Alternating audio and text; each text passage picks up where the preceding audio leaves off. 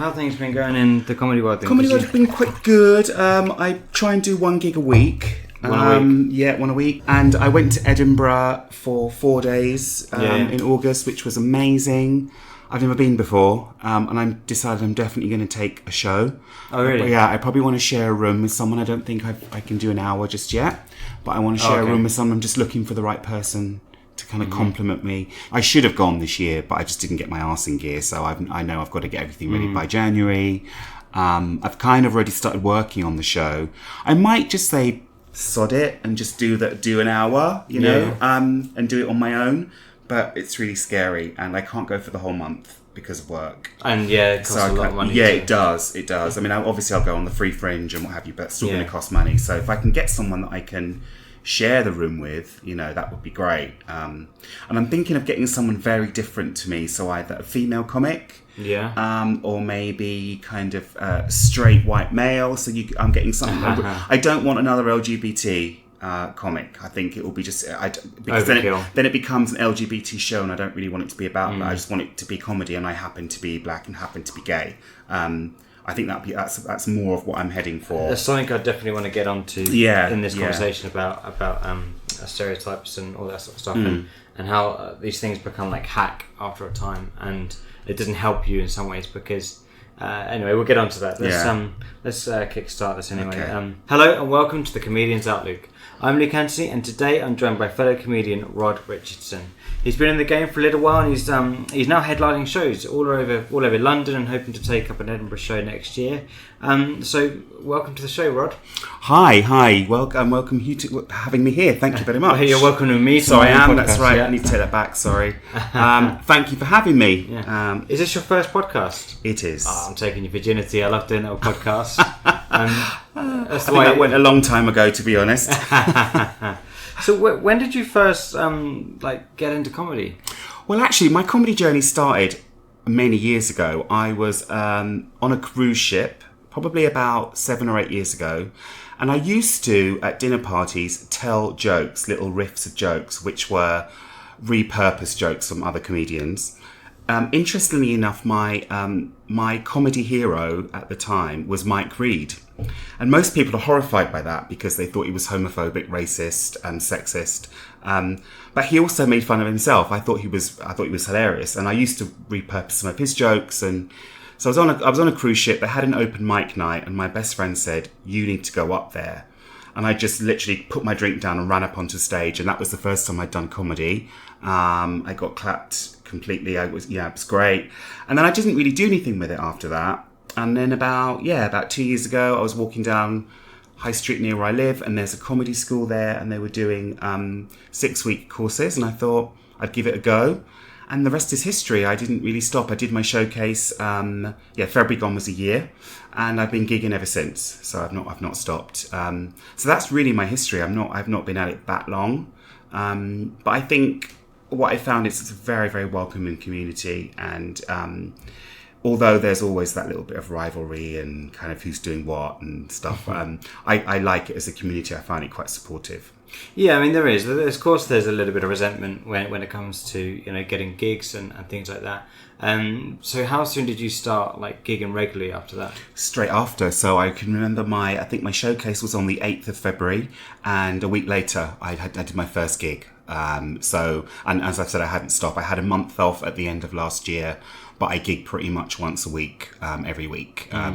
I had a period where I wasn't working at the end of last year. I took a sabbatical, and I was doing sometimes 2 or 3 gigs because I wasn't working, so I could do it, and I really loved that.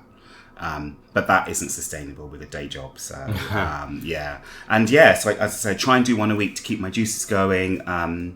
2 would be nice, but I think it's just trying to fit it in with the day job and managing the diary and all of that. Just gets and a husband and and a house and a job that's quite demanding as well. So yeah, hopefully with time you might be able to make this more and more kind of autonomous and pay off a bit. But. I would love to. I would love to go part-time and do comedy part-time. That's my dream scenario, is to work part-time or maybe work from home part-time and then do comedy, leave London, go out on the road and go to different venues. But there just isn't time at the moment on the open mic circuit. I think if I was semi-pro, that might be an option, but certainly open micing in cities out of London at the moment isn't an option, really. Yeah, it's very tough. I mean, it's hard for someone who's outside of London getting into London every day. I mean, if I can, I'd like to stay and do one like couple in a row, so I don't have to do the driving. But it's a different game out there. Like within London's such a diverse place. There's different like places in different parts of London where if you're in one part of London is slightly right wing and you can't get away with certain things, and you go to another one it's very cosmo and multicultural, and you can get away with a lot more kind of risque stuff. I find I've seen some comics who seem to have this, it's like almost a kamikaze. I'm going to do my set and I don't care if you like it or not. When actually, you're there to make people laugh. It's an art form. So I kind of struggle to understand that. Or they might say, oh, I know no one likes that joke, but I always do it anyway. And I'm thinking, well, if you don't like it and you like it, but people don't think it's funny, then why do it? Cut it. Cut it. Yeah. I mean, I've got some jokes that I absolutely love. I think are hilarious. And all my friends have said, well, it's not funny. So I've had to cut it. Sadly, I've had to cut it. But if it only makes me laugh, then there's no point in being in the set. So. Have you got any examples that you've tried that just don't seem to work? I have a joke around when I met one of my husband's family members for the first time. It's partly true and partly not. She wanted to know if she thought I didn't speak English because I was black, and she wanted to know if I ate ham, if I could eat ham, because she wasn't sure if I, ate that kind of meat. And anyway, in the end, she offered me a cheese quiche, and the joke is, I think, quite funny. And a few people have said, yeah, that doesn't really fly. So yeah, I've had to cut it. That's a shame. But then again, you have to stick by your art. I mean, I have had some laughs from it. It depends on the crowd. Yeah, the other thing, I don't want to turn this into jokes with Mark Simmons. Great podcast, go and listen to it. Lovely guy. He talks about jokes in the construction and they talk about what doesn't work. But sometimes because you tell stories, so sometimes you may have a different context that you come into it, and you can lead into that sort of content in a different way. Like I find that with telling stories is that you might have a concept that's really funny, but you haven't got everything surrounding it or the build up to it yet that would feed into it and make it really funny. So keep it written somewhere, and maybe when you start getting creative with your hour show, you might find a way of feeding it in. Absolutely. And yeah, maybe it just needs to be fleshed out some more or something, but it's part of a 4-gag set. I close with that set at the moment, for my set at the moment, and I think it fits in with that. But like I've said, I've listened to feedback, and it's kind of, okay. I listen to feedback on my material. For example, up until a while ago, I made a joke about Me Too. I had a Me Too joke because I was manhandled in a bar recently, and it was an older gentleman, and I didn't really know what was happening, but I didn't, it didn't matter. It was fine. But then a lady called me to one side at the end of one of my gigs and said, "Oh, I didn't think that Me Too joke was, people really were raped," and I took that on board. I recently watched a few documentaries on the whole Harvey Weinstein thing, which of course is where the Me Too started, and I realised that some of those women really suffered. So I've removed that from my set. Although I didn't make reference to those women, I just used the tag Me Too. So yeah, and I felt that was the right thing to do. How strong was the joke? I don't think it was that strong, but okay. I think it was the fact that I'd used the hashtag Me Too to make light of the fact that I was manhandled by a guy in a bar, which I was happy about because I'm of a certain age, and I was quite happy that he found me attractive, and I was just basically trying to imply that that there wasn't a problem with it. So I think I was making light of the situation, but I do like to be a bit edgy, and I worry at times that it's becoming, that you can't say anything anymore. And I don't want to be Frankie Boyle, but then I kind of don't want to go up on stage and do 20 minutes of puns. That would just kill me. No offense to him that does puns, but it wouldn't be what I'd want to do. I kind of want to tell my story, make people put their hand to their mouth occasionally, and be a little bit edgy. So it's just getting that balance right for me, I think. Do you know what? I think it's really important that you do your risque stuff, because if you don't, you give in to like the extreme sides of the view. So, and in the same sense that you don't want to give too much parlance to the right, and you don't want to give too much parlance to the far left, because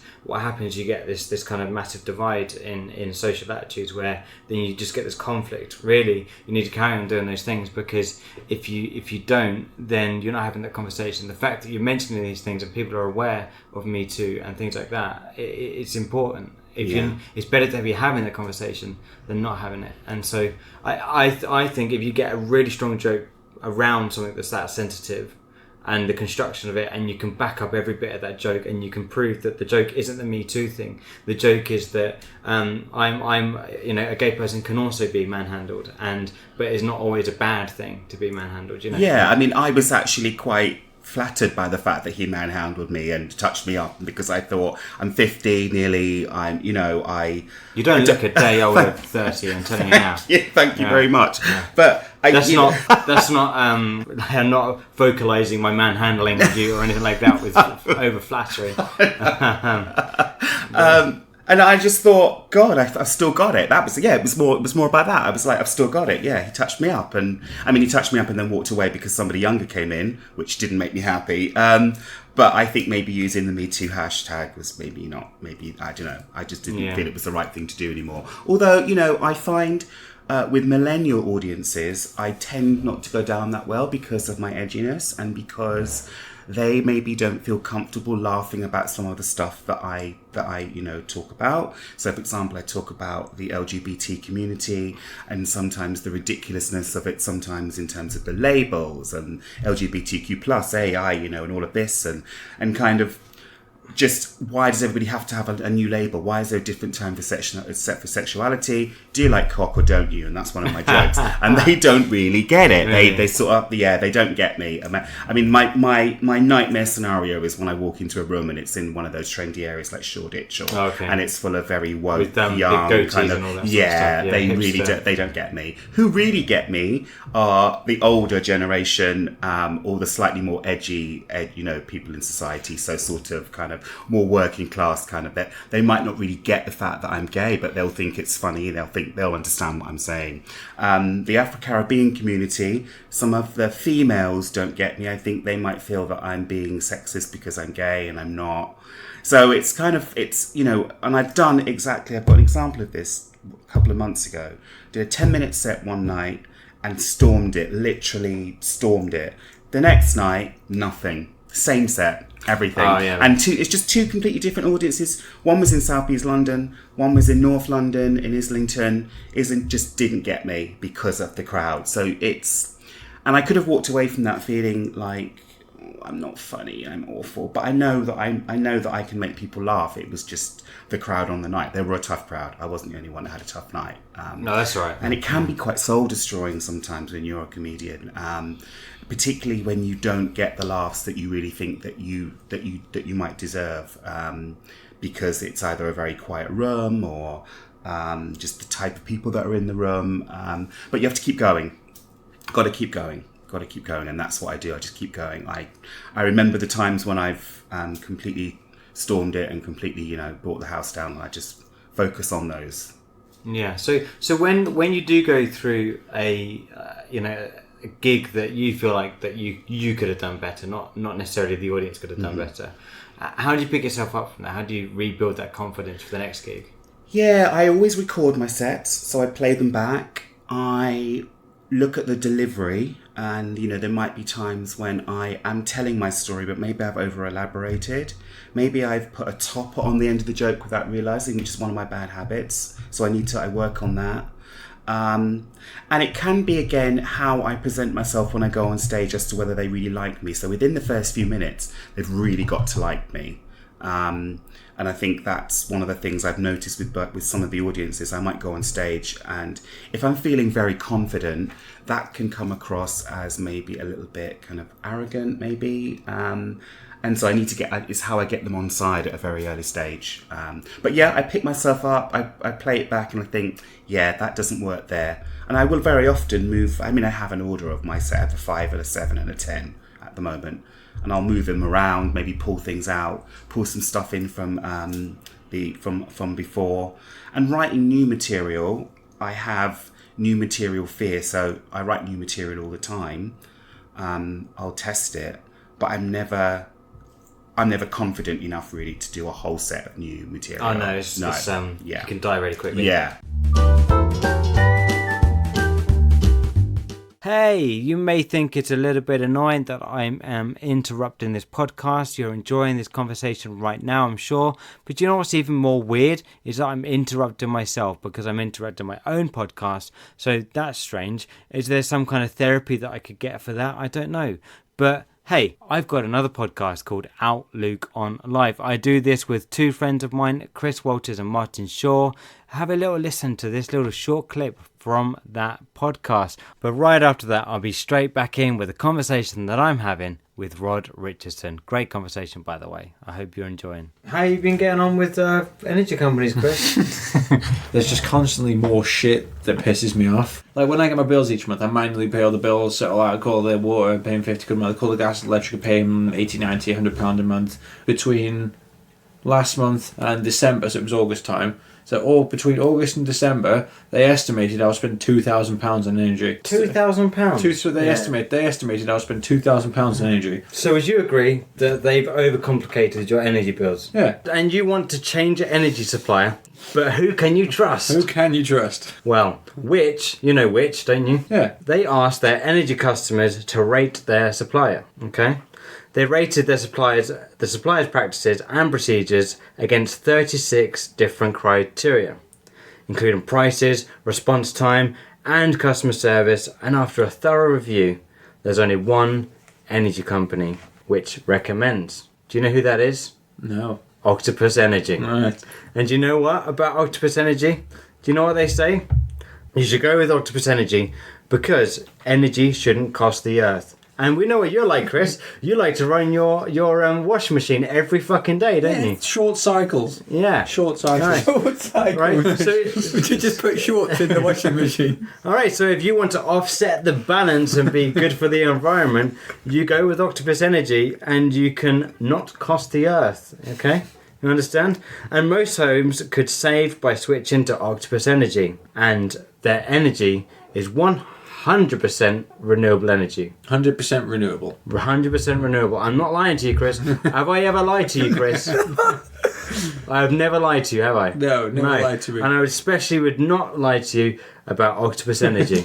All right? So if you run over to Octopus Energy's website, you go over there and you just mention Outlook and say that you're referred by this Outlook on Life podcast, then you can save yourself money and you can also save the world. Does that sound good, Chris? That sounds amazing. Fantastic. I'll give him a call tomorrow. As a straight person, what is something that I will never understand about homosexuality? I think it's really that you always, no matter how old you are, you always feel different. You know, I know that's something I've never been able to lose. So if I get onto, and this might be my own personal thing and I don't speak for anyone else but myself, if I get onto a train, for example, I will automatically feel that I feel that I look different. I feel that people are looking at me because I look different, and I feel that people know that I'm gay. So I think it's you know, you can go anywhere, you don't have to think about it. Whereas you might say, Rod, let's go into this pub around the corner from here, and I would have to think about whether that's a good idea, if it's full with a certain type of people, or if it's kind of got a reputation as being, I would have to think that's not something I really should do. Whereas a straight white person, you can pretty much go anywhere or do anything. In the workplace, you know, of course I'm out. And I guess when I meet someone for the first time in a meeting, are they looking at, what's the first thing they notice about me? Do they notice that I'm black? Or do they notice that I'm gay? Whereas if you were walking to a meeting, they probably would just notice that you've got light brown hair, or you've got blue eyes. None of that other stuff would matter. I suppose if it was a guy, they might want to know what team you support. You know, that would be the depth of that. So that's kind of, it's always something that you carry with you. A root of intellectual conversation. What team do you support, mate? and that's something you'd never understand. And I guess also just how hard it can be to be accepted. I think sometimes, and that's got a lot better. You know, I was raised in the 70s, and I think now, certainly for the younger generation coming up, it just isn't an issue, which is quite nice to see. Although I do worry Am I right in saying that it was illegal to act out as gay in the 70s? No, the law was changed in 1963, I think it is. 1963. Yeah, okay. Yeah. As a result of... It's still very raw in social... It is. Yeah. It is. And I know guys who are in their 70s and 80s now. They still, if they're out in the street, they'll still kind of act in a very secretive, kind of furtive way about their sexuality. And that's just an ingrained thing. Some of them, it's a very ingrained thing that they still don't feel open about being able to be open about being gay, because it all had to be kept, a secret back in those days. I've got some friends from the older generation it's very difficult to watch because you're free now. You can be what you want to be. Although I am worried that it would appear, I'm not saying this is related directly to Brexit, but the far right seems to be taking over, and it seems that homophobic attacks are on the increase again, and it feels like we're going backwards in some respects, and that's quite worrying for me. So, as a country, we thought that we were liberated in that sense, and that we thought that we weren't racist as a country, and we thought that we weren't homophobic. We assumed that after the 80s and beyond that the 90s bred more equality, and from there we sort of grew. And we thought that, but things like all Brexit has done is it's like just revealed what was already there, and now suddenly the far right has a voice, which is important. It's important to have freedom of speech. It's really important to have freedom of speech, and you can't silence people with those things. But what it has done is made us realise that we aren't the country that is absolutely accepting of people from all over the world. We aren't the country that is accepting of all different sexualities and gender representations and identification. And I hope that with time, or over the next 5 to 10 years, that we sort of come back into the middle again, and we neutralise. And people, there'll still be this flutter up and down and left and right and sort of stuff, but we'll be somewhere kind of good. And it's so. And actually, yesterday I present on radio, for a local radio station, and we covered National Hate Crime Awareness Week, which is on the 12th of October. Oh, right. Okay. And so we covered that, and it's even in such a small area, it's on the increased hate crime of all kinds. What can we do about it? What do you think? What sort of conversations do people need to be having to help redress that balance again? Yeah, I think it has been a little sad. I felt a bit sad about the fact that I was very proud of the fact that I lived in a country where I could be whoever I wanted to be. I could do whatever I wanted to do, particularly living in a city like London. And to see it going backwards, I sort of wonder now if maybe all of that liberalism and that acceptance and that openness was really quite fake. And that, as you said, we pulled the carpet back and really revealed underneath, which was actually a lot of intolerance and a lot of hatred, a lot of bigotry. Yeah. But because it wasn't fashionable or acceptable, to express those views, now you have a voice if you really did feel like that. There's no way overnight all of these people have become racist and homophobic. They clearly were before, but they just didn't feel that they could. It was, some things are socially acceptable. Things change. So, for example, in the 70s, I remember my uncle would drink and drive, and it wasn't really seen as anything that awful, and back in the 60s. Now, that's the most heinous thing that you can do, along with buying a plastic carrier bag for 5p. It's become socially unacceptable. 10p, sorry, well, I don't buy them anymore. So it's become socially unacceptable to do those sorts of things, or to use a straw. So because of that, I think the far right, has gained momentum, and they do have a voice to bring it back. I'd like to have conversations around what was it about that time. So let's go from, say, the mid-80s until just, let's say, 5 years ago. Were those agendas being rammed? Did you feel those agendas were being rammed down your throat too much? Did you feel that there was too much privilege associated with certain sectors of society? So, kind of positive affirmation, or kind of, this view that maybe somehow gays had it better than, the LGBT community had it better than straight, white, working class heterosexuals, or did, people of colour have it better than... And let's have that conversation as to your perception as to what you felt was going on. obviously you couldn't verbalize it, but let's talk about how can we bring it back. And it's very sad because by the same token, this is still a great country to live in, and I would prefer to live here than anywhere in the world. I wouldn't want to live anywhere else, really, because of the freedoms that I have. As a black gay man, in certainly a lot of the countries I've been, I travel a lot for my work, and I've traveled a lot personally.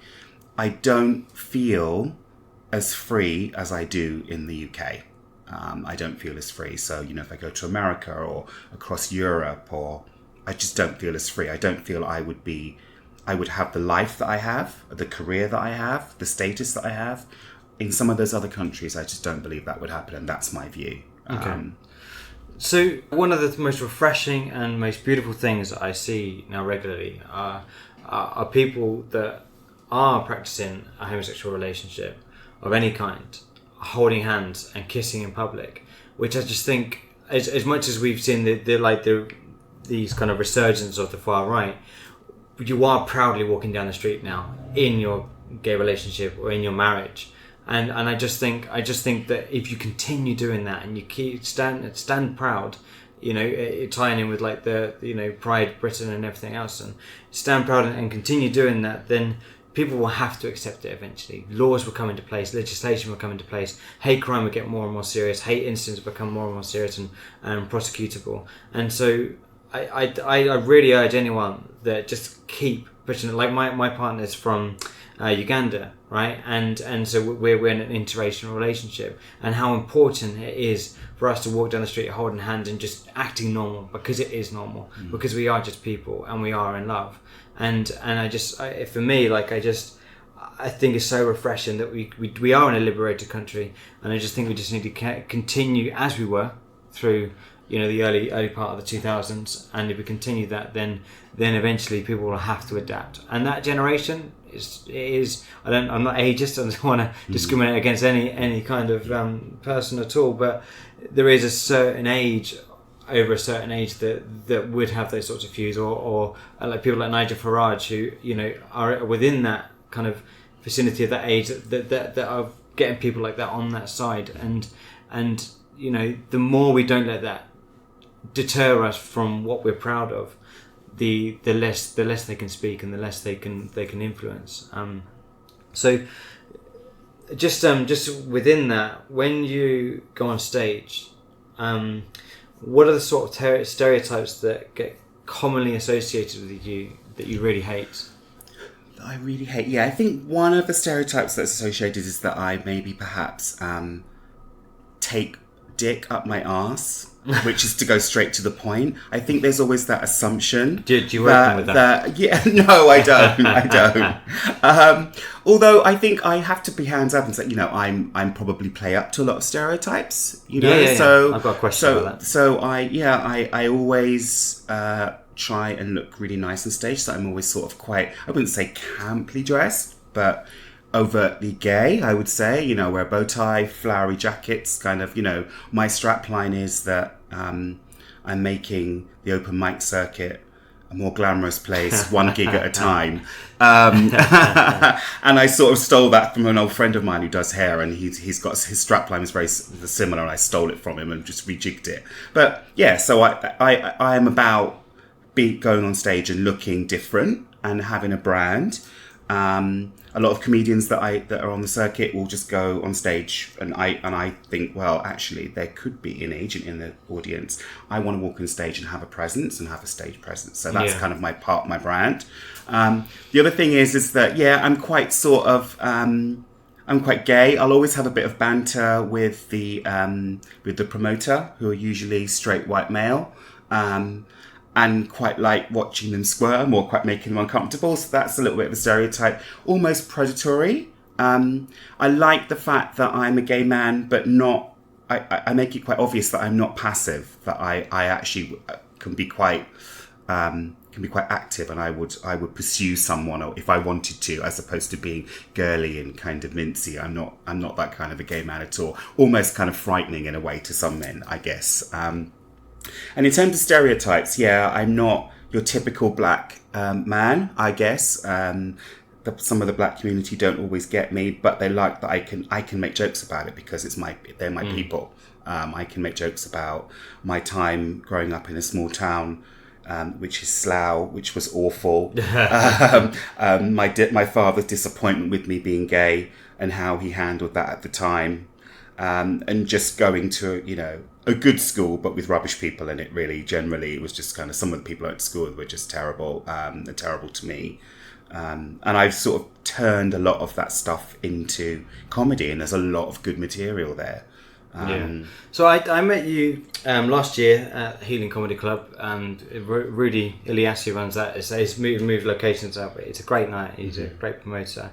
I've seen your set, and one of the jokes that always gets a laugh, and a big laugh, is when you tell a story during which you draw attention to the fact, your mannerisms that many may associate with homosexuality. You really draw attention to that, your mannerisms there. Then flip it on its head, and then draw it, and then just say, "It's my red shoes," that people notice first.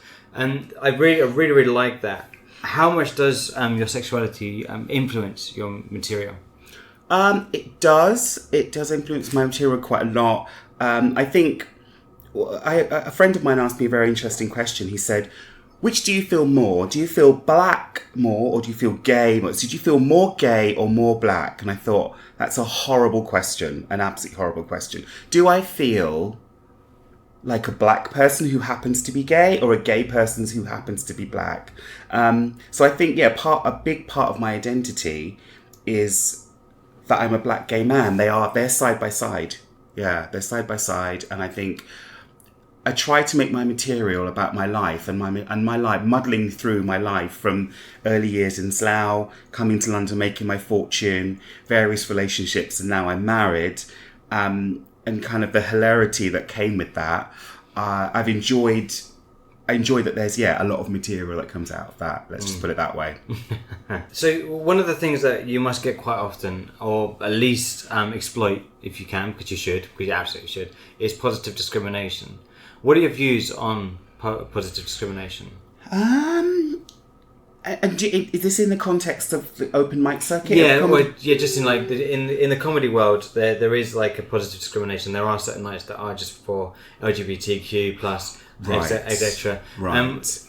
Whilst I'll set the scene with how I feel, whilst I think positive discrimination is needed to offset the balance, what are your views on it, and do you think it needs to progress and change? I don't think there's really a need for it. I think if someone wants to run an LGBT night, I think that's amazing. Kyle does great work. I've performed at his place many a time. I worship Kyle. I think he's great. But I wouldn't really see that as positive discrimination. I would see that as championing a certain element of the community. So, for example, I don't know of any nights which are for open mic that are geared towards maybe the BAME community. But I think as a promoter, on your billing, you should have a mixture. So I think there's nothing sadder than going to a night and it's just kind of white straight males, just one after the other, talking about dicks, talking about Tinder and kind of wanking, and then all of that's great. I've done it too. And then there's me slotted in there, maybe a girl. I would like to see a broader cross section of people on the nights. Okay, it depends who applies, and you can't help that.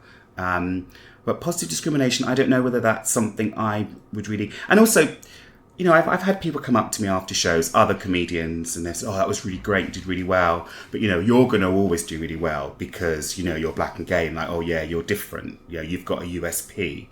Well, actually, that's not fair. I don't think that's fair. I think I just happen to be black and gay, and I happen to be different. And I suppose if you're on a lineup with 12 other comedians and 10 of them are white straight males, probably talking about pretty much the same things or roundabout, you probably have to work hard to build clearly what is your USP and what's your differentiator. But to then, I think it's really lazy just to say, well, everybody thinks you're funny because you're gay and black. That's not fair. I mean, there are LGBT comedians out there who aren't funny, and there are black comedians out there who aren't funny. It just so happens that I'm one of the ones who has both. I have both those, and I might make people laugh. But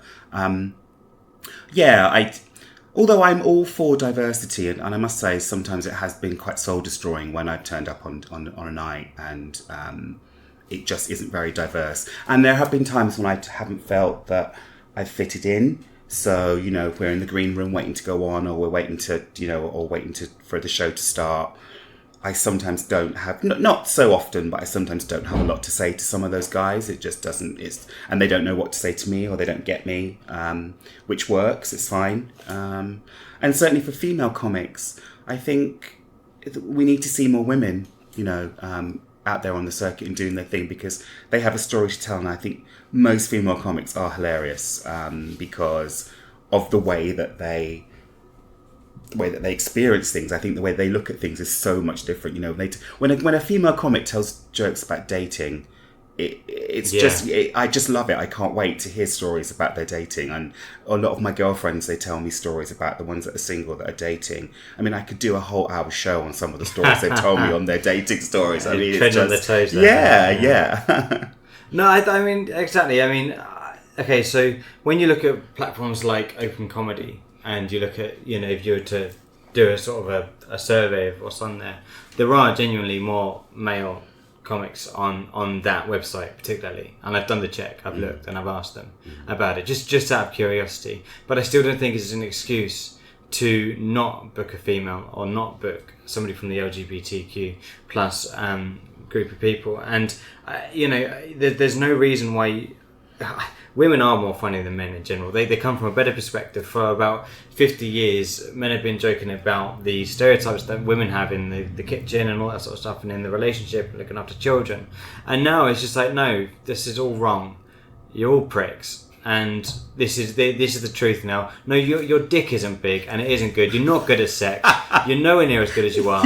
And it's amazing that they're calling this shit out. And I think the more that's done, the more this world would be a better place.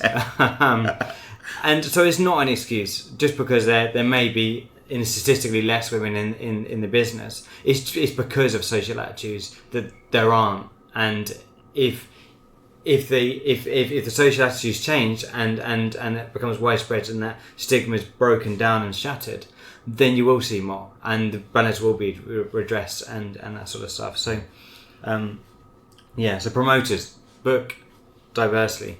I guess it's who applies to them as well. And while we talk about promoters, I have quite a few promoters that I work with. I love that I've got good relationships with them, and building up relationships with your promoters is really, really important.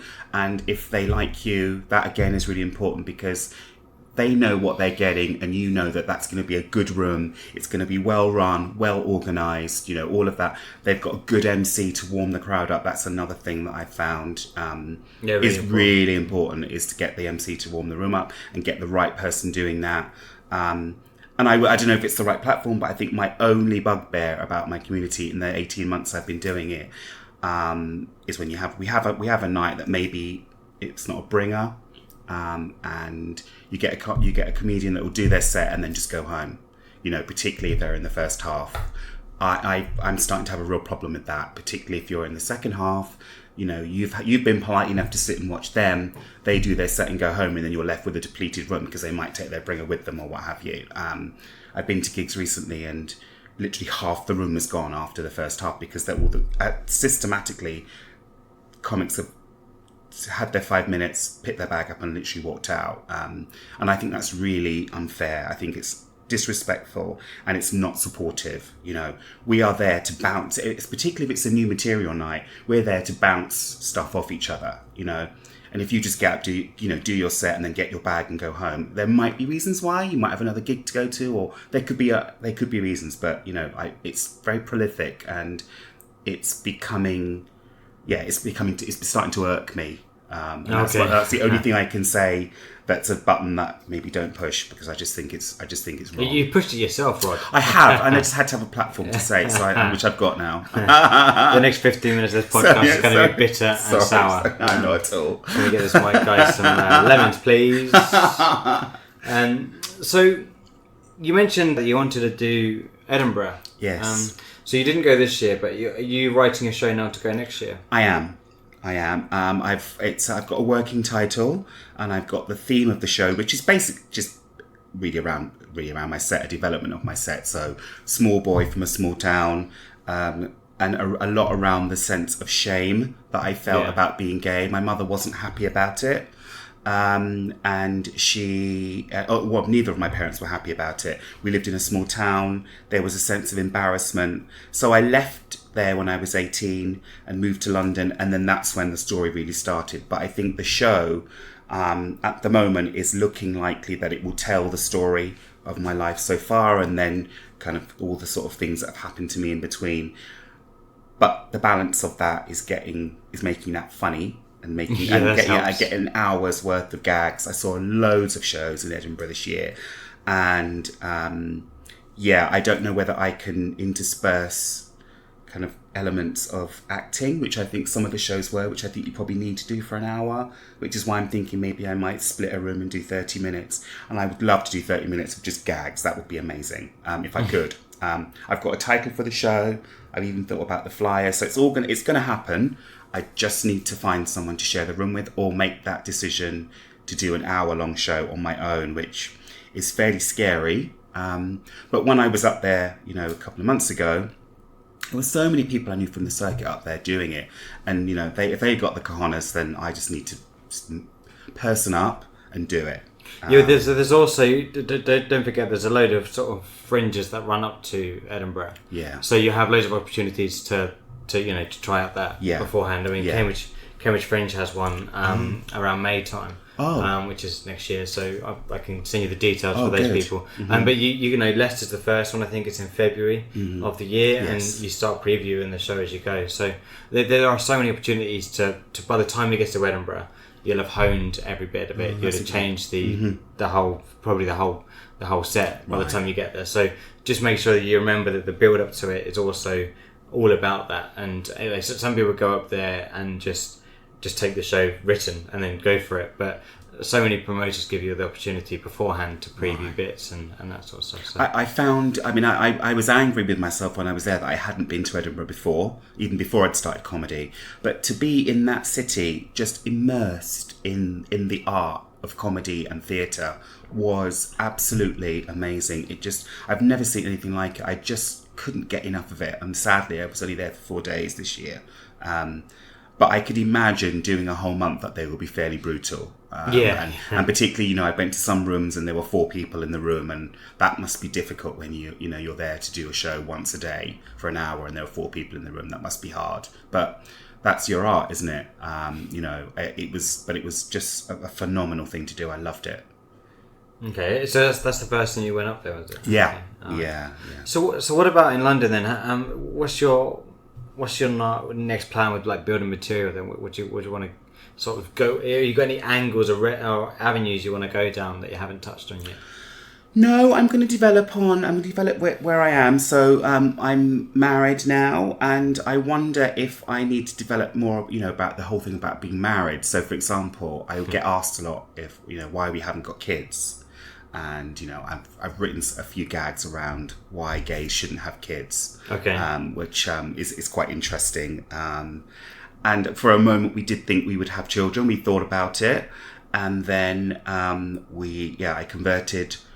went so far as to convert the loft in our house, so we'd have extra room for the adoption. But I've made it into a dressing room now. It's got all my shoes and clothes in it. So I decided not to have kids after that. I thought, this is really nice, and I think bunk beds would spoil it. So I've got closets of shoes and bags and clothes up there now. So yeah, probably having kids wasn't really for me if I'm that easily swayed. They say that I had something recently that being in a relationship or getting married makes you realise that you're selfish, and then children make you act on it.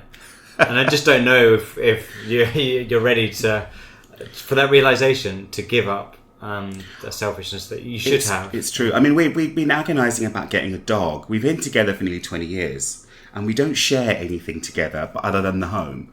And I thought maybe... Start with a plant. Well, I kill those. So, yeah, it's not a great start. That's why I don't have any plants. I gave up buying them about 10 years ago because they just died. And we thought, we really want a dog. We picked the dog. We know what dog we want. But then we're out in a bar and we should be going home at 9 because the dog needs feeding. And I'm going to think, I don't want to be... the reason I'm a gay man is that I can stay up till 3 in the morning. Sucking random dick. and coming home when I want to on my knees, you know. I don't want to be that guy that's like, I've got to go home because I need to go and feed the dog. And I think that would be, I don't know whether I'm ready for that yet. But I think, we will get a dog. But if we can't commit to a dog, maybe children isn't going to be for us, really. I tried to help a lady on the bus last year. Her little daughter wanted to watch Peppa Pig. And she said, no, I haven't got enough data. And I gave her my phone. And I was like, I've got this. I can do children. And then, clicked on YouTube and then picked Peppa Pig. But there's an adult version. I think it was after the third fuck and the third C word, I realised that, I picked the wrong one. And the whole bus was staring at me. It's a very funny gag. I've developed that gag. It's hilarious. As to why gay men shouldn't have children. Okay. What the fuck are your cookies like on your laptop? I don't know. Nothing to do with being gay. That's just it's just your warped brain. So how long have you been married then? When did you do that? We got married. So we've been married for 12 years, and in February will be 20 years that we've been together. So marriage is hard. Although it's lovely, it's hard. It's hard work. I always say I've got two jobs. One I get paid for, and the other is my marriage. It's hard work. You have to work at it a lot. And the minute you stop working at it, I think, is the minute it can really go wrong. You have to always work at your marriage and work at being a good partner to your spouse. And that's really important. What does your husband think about your comedy? He loves it. He's very proud of it. He comes to pretty much all of my gigs, although when I first started out, he was there every single one, and he was my bringer, and he sort of said a few months ago, can you start finding other bringers because I'm really tired. So, and everyone said this would happen. So he will come maybe 2 out of the month, but not every week. But loves it. And when he's there, he videos my gig, and he sort of will critique me and say, that was really good, or, that didn't work. Because he's in the audience, so of course he's not, he's with them enjoying the experience. So his opinion is invaluable. Has he told you to say this? Because it sounds very much like that you're just playing up to an argument that you might have had recently. Not at all. Not at all. No, not at all. I'm sorry, babe. I just need to make this caveat right here on a podcast. No, not at all. He's very, very supportive of me. Although he said to me the other day, like, where's it going? I said, well, it's only been 18 months. Don't be too tough on me. He said, well, you need to make a decision. Are you going to do this professionally? Or I said, that is not something I'm ready to make a decision on at the moment. I don't know if I'm ready for that. I don't know if I'm good enough for that. And secondly, I just want to enjoy it. And I think the minute I make that decision, if I ever would to make that decision that I'm going to do this professionally, I think it might change how I feel about it. It's my hobby now. It's part of me. It keeps me sane. I see it like exercise. It's something that I do to relieve stress and keep me happy and keep me healthy. Comedy is really part of who I am. And I think he sort of thought, well, you're going out and doing all these gigs, and where's it going? We're not getting paid. And I got paid once, so I got paid £10, which is because I headlined back in the summer last year. And then I spent £14 on a frame to put it in. Okay. Nice. I framed the £10 note, yeah. So. Did you claim the £4 back from the tax man? I should have done. Expenses. So you still got the £10? I have. It's framed in a Perspex frame, yeah. Okay, so that was the first paid gig? Yes. Okay. And I always said the first time I get paid to do comedy, I'd frame whatever I was paid, and it was £10. It was part of the bucket, so hopefully, I was very happy. Not the last. So. No, well, nothing since, but hopefully, yeah. But you've been headlining shows and stuff, so that's something that goes on TV. It does, yeah. And I enjoy it, and I feel like I've outgrown 5-minute spots because I'm a storyteller. I'm sort of getting into the flow, and then I have to get off. So I like to do 7s or 10s, and then if I'm doing a 10, that would normally mean I'm headlining. So and it's nice to be asked actually. It's interesting because we outside of London, we try not to give 5-minute spots. We try and get everyone to start on 10s. If someone's absolutely new, then obviously 5 minutes are probably more suitable. But it can be quite difficult to progress from. There's a big difference between 5 minutes and 10 minutes. In terms of padding out material and stuff, and it's not necessarily. It's good to have a solid 5 minutes because it makes you refine it down to just 5 minutes. But like you say, like, you know, in a 5-minute set, you can only really get across one real concept and centre everything around that concept. So it's good to get out of that. Or I end up just going over. Yeah, I go over, which isn't fair on everybody else, really. And sometimes I go on stage and I kind of know I'm going to be over by a minute and a half or something, so which isn't good. Don't say that. Promoters do listen to this. I know they do, but yeah, I'll tell them. I'll say, look, I might be a little bit over, just so that you're aware. But yeah, I'll buy you a drink. Yeah, make up for it. And yeah, I always work well with my promoters. I always try and make sure that they're happy, because. That's important, really. And, you know, there are some that I work with more than others, and I love it. Yeah. So where can people find out about you? Where can people follow you and all that sort of stuff? The usual. I'm on Instagram, and I'm on Facebook. I had. What are your handles? Rod Richardson. Yeah. Rod Richardson. Rod Richardson. Oh, so there was no one else who took that. No. There was a jazz player. He was a trumpet player, I think, in New Orleans. He was about 80. He was called Rod Richardson. I used to get confused with him, but he died a couple of years ago. So I'm winning. We've been trying to get this podcast done since I met you. But no, it's been great to get you on the podcast, mate. And thank you so much for joining me. Thank you for having me. It's been amazing. Yeah. Thank you. Well, enjoy your partner's birthday today. And I'm sure it's going to be a good one. Thank you.